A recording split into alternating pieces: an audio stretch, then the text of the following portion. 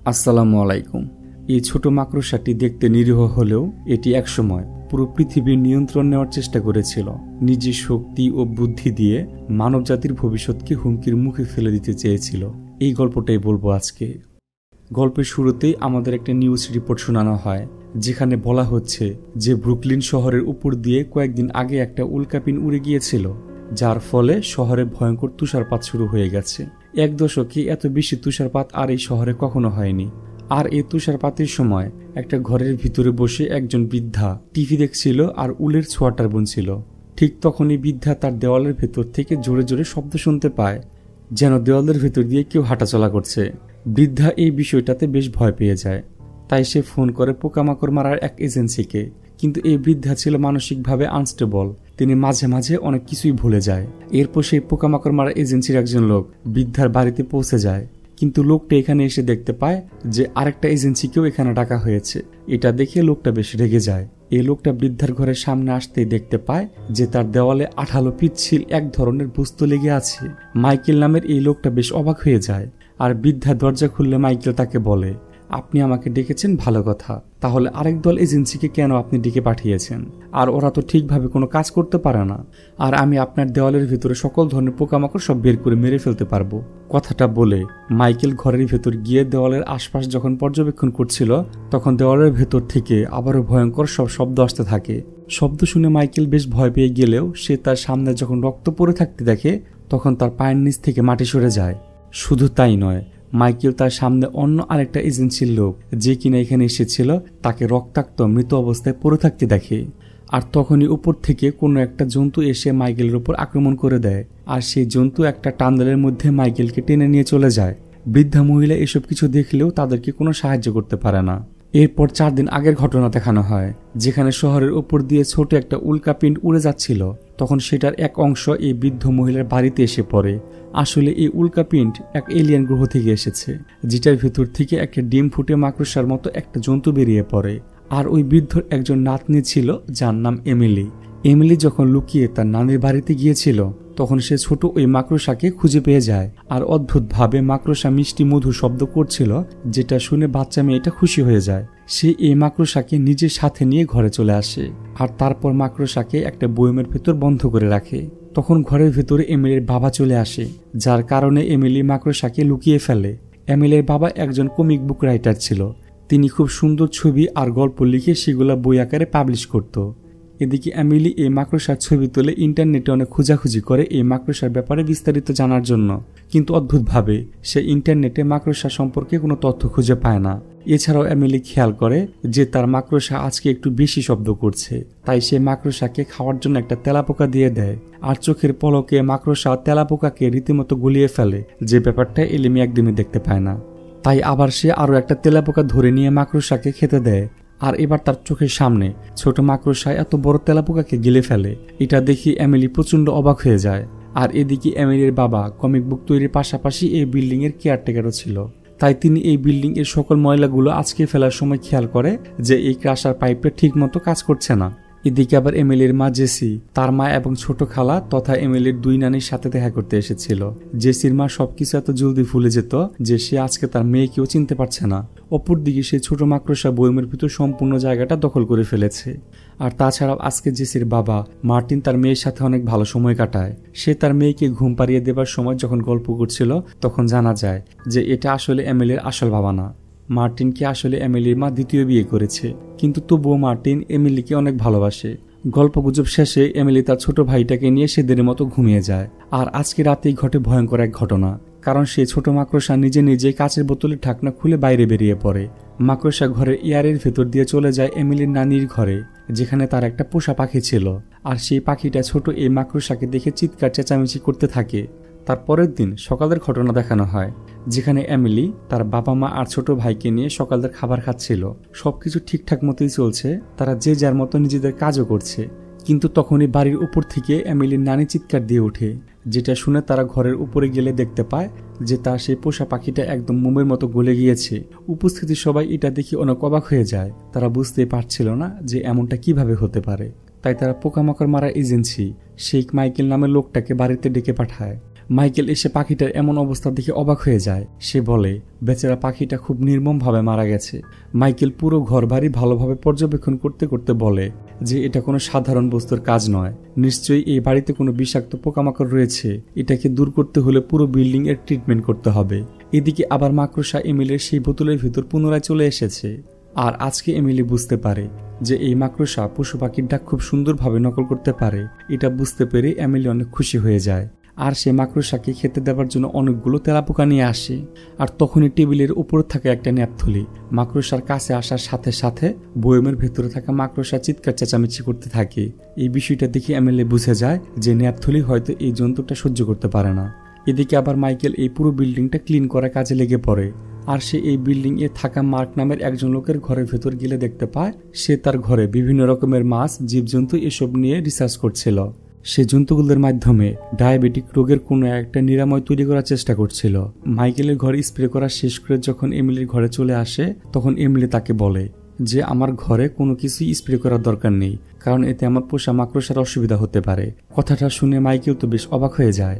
সে তাকে বলে দেখো, মাকড়সা কখনোই পোষ মানে না, তুমি কুকুর, বিড়াল এসব কিছু পালতে পারো। কিন্তু এমিলি বলে যে একদম না, আমি আমার মাকড়সাকে অনেক ভালোবাসি আর আমি ওকে স্ট্রিং নামে ডাকি।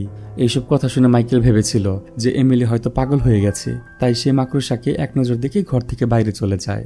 মাইকেল নিজে প্রেমিক নিয়ে চলে যাবার পর দেখা যায় মাকড়সা ধীরে ধীরে আরো বেশি আক্রমণাত্মক হয়ে যাচ্ছে।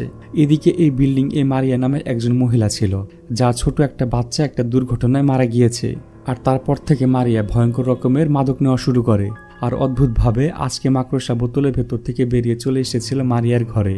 মারিয়া প্রথম মাকড়সাকে দেখতে না পেলেও হঠাৎ করে ছোট এক জন্তুটা তার মুখের উপর হামলা করে দেয়, যার ফলে মারিয়ার মুখের কিছু অংশ পুড়ে যায়। আর যখন সে আয়নাতে সবকিছু দেখছিল তখন মাকড়সার ভয়ঙ্কর সেই বিষের কারণে মারিয়া সেখানে প্যারালাইজড হয়ে যায়। আর এই সুযোগে মাকড়সা ধীরে ধীরে মারিয়ার মুখের ভেতর দিয়ে তার পেটে চলে যায় আর জ্যান্ত মারিয়া শরীরের ভেতর থেকে মাংস খেতে থাকে। এদিকে পরের দিন এমিলি খেয়াল করে যে তার মাকড়সা হঠাৎ বেশ খানিকটা বড় হয়ে গেছে। এই কারণে এমিলি তার ছোট মাকড়সার খাবারের ব্যবস্থা করতে মার্কো নামে সেই লোকটার ঘরে চলে যায়, কারণ মার্কোর কাছে অনেক রকমের মাছের ইকোরিয়াম ছিল। এমিলি তার কাছ থেকে বেশ কিছু মাছ সহ একটা ইকোরিয়াম কিনে নিতে চায়, কিন্তু মার্কো তাকে মাছ নেবার আগে জিজ্ঞেস করলে বাচ্চা মেয়েটা সরল মনে মার্কারকে সবকিছু জানিয়ে দেয়, যে বিষয়টা শুনে মার্কারের কাছে অদ্ভুত লাগে।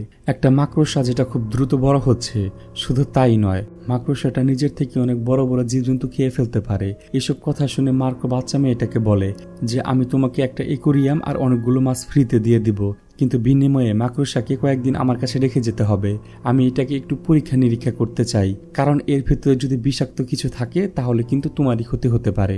কথাটা শুনে বাচ্চা মেয়ে নিজের নিরাপত্তার কথা ভেবে রাজি হয়ে যায়।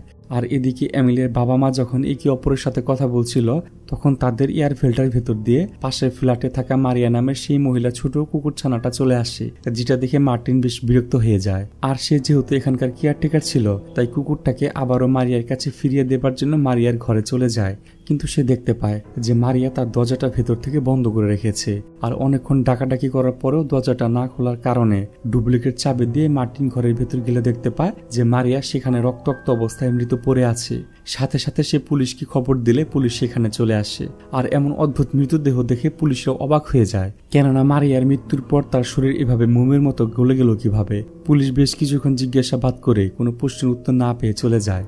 পুলিশরা সেখান থেকে চলে গেলে মার্কো এমিলের বাবাকে ডেকে পাঠায় আর তাকে সবকিছু খুলে বলে দেয় যে তোমার মেয়ে একটা ভয়ঙ্কর প্রজাতির মাকড়সাকে পোষ মানিয়েছে। আমি জীবজন্তু নিয়ে এত রিসার্চ করি কিন্তু কোনোদিন এমন কোনো মাকড়সা দেখিনি। এই মাকড়সার কোনো প্রজাতি আজ পর্যন্ত পৃথিবীতে আবিষ্কৃত হয়নি। এটাকে ঘরে রাখা একদমই ঠিক হচ্ছে না। এটাকে পরীক্ষা নিরীক্ষার জন্য প্রাণী সম্পদ অধিদপ্তরের কাছে দিয়ে দেওয়া উচিত। এই কথাগুলো শুনে এমিলের বাবা তার বাচ্চা মেয়েকে অনেক কথা শোনায়, কারণ এমন একটা বিষাক্ত বস্তুকে সে কিভাবে নিজের ঘরে রেখেছিল তাও তাদেরকে কিছু না বলে তারা সিদ্ধান্ত নেয় যে মাকড়সাকে হেলথ ডিপার্টমেন্টের কাছে হ্যান্ড ওভার করে দিবে। যে কথাটা শুনে মেয়েটা প্রচন্ড রেগে গিয়ে মার্কোর সাথে দেখা করতে চলে যায়, কিন্তু মার্কো এবার আর দরজা খোলে না। সে বরং নিজের পরীক্ষা নিরীক্ষার জন্য মাকড়সাকে একের পর এক বড় বড় মাছ এবং পাখি এইসব কিছু খেতে দেয়, যার ফলে খুব দ্রুত মাকড়সা অনেক বড় হয়ে যায়। এদিকে আজকে মার্টিন যখন আবারও বিল্ডিং এ দেখভাল করছিল তখন সে এই ক্রাশার পাইপটা আবারও নষ্ট দেখে প্রচন্ড রেগে যায়। সে পাইপের উপরে জোরে জোরে আঘাত করতে থাকে আর তখন সেটা এমিলির নানির ছোট বোন দেখে ফেলে। যে ব্যাপারটা নিয়ে তাদের মধ্যে বেশ খানিকটা কথা কাটাকাটি হয়ে যায়। এরপর এই মহিলাটা নিজের ঘরে গিয়ে দেখতে পায় যে তার বিড়ালটা কোথাও যেন চলে গেছে। সে সব জায়গাতে খোঁজাখুঁজি করেও বিড়ালটাকে না পেয়ে এয়ার ডাক্টের ভেতর থেকে বিড়ালের শব্দ শুনতে পায়।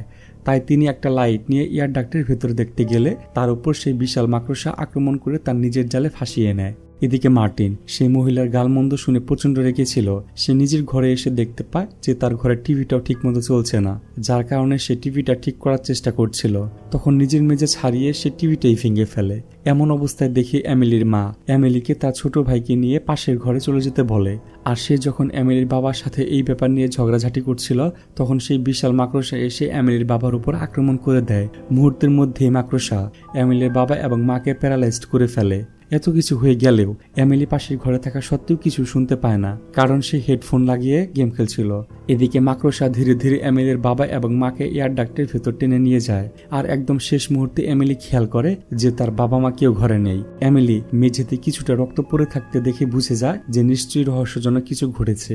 আর তখন এই এয়ার ডাক্টের ভেতর থেকে সেই মাকড়সার আওয়াজ শুনে এমিলি প্রচন্ড ভয়ে এয়ার ডাক্ট বন্ধ করে দেয়। কিন্তু তবুও ঘরের ভেতরে চিৎকার চেঁচামেচি করে সে তার মা বাবাকে ডাকতে থাকে। আর এক পর্যায়ে ডাক্তারের ভেতর থেকে সে তার বাবা মায়ের কণ্ঠ শুনে সিদ্ধান্ত নেয় যেভাবেই হোক তার বাবা মাকে বাঁচাতে হবে। তখন তার মনে পড়ে যায় যে ন্যাপথুলি দেখে সে মাকড়সা প্রচন্ড ভয় পেত। তাই সে তার কাছে থাকা একটা ন্যাপথুলি গুঁড়ো করে সেটা পানিতে মিশিয়ে একটা ওয়াটার গানের ভেতর তুলে নেয়।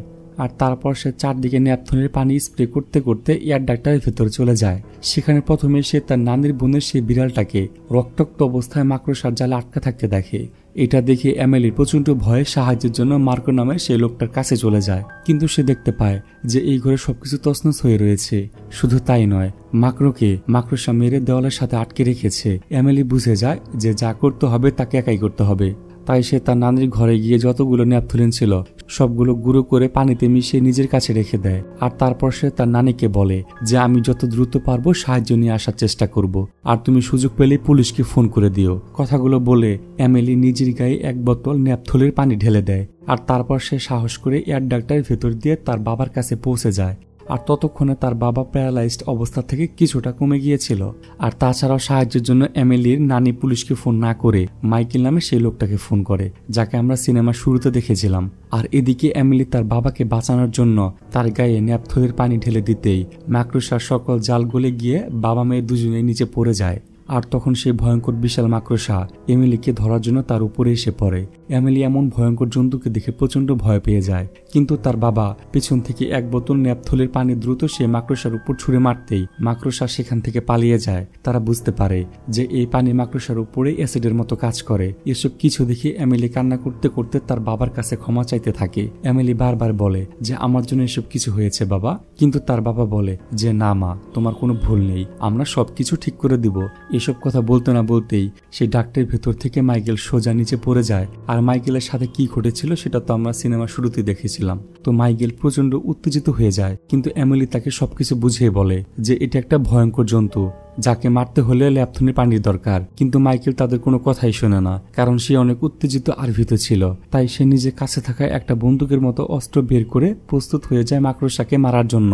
আর তখনই মাকড়সা মাইকেলের সামনে চলে আসে আর সে এলোপাথারি ফায়ার করে মাকড়সাকে মারার জন্য। তখন একটা গুলি লেগে মাকড়সার কিছু নীল রক্ত বেরিয়ে আসে, কিন্তু গুলির আঘাতে আশেপাশের ওয়াটারের পাইপলাইনগুলো ফেটে যাওয়ার কারণে সেখানে পানি পড়তে থাকে, যার ফলে এমিলি এবং তার বাবার গায়ে থাকা ন্যাপথলির পানি ধুয়ে যাচ্ছিল। তারা বুঝে যায় যে ন্যাপথলির পানি ধুয়ে গেলে মাকড়সা খুব সহজে তাদের উপর আক্রমণ করতে পারবে। কিন্তু তারা কিছু করার আগে মাকড়সা মাইকেলের উপর আক্রমণ করে তাকে টেনে নিয়ে চলে যায়। তবে সৌভাগ্যবশত তারা এখানে এমিলির মা এবং তার ছোট ভাইকে খুঁজে পেয়ে যায়। তারা বাকি ন্যাপথলির পানি সবটুকু দিয়ে তার মা আর ভাইকে উদ্ধার করে নেয়। কিন্তু তখনই সেই মাকড়সা তাদেরকে মারার জন্য সেখানে চলে আসে।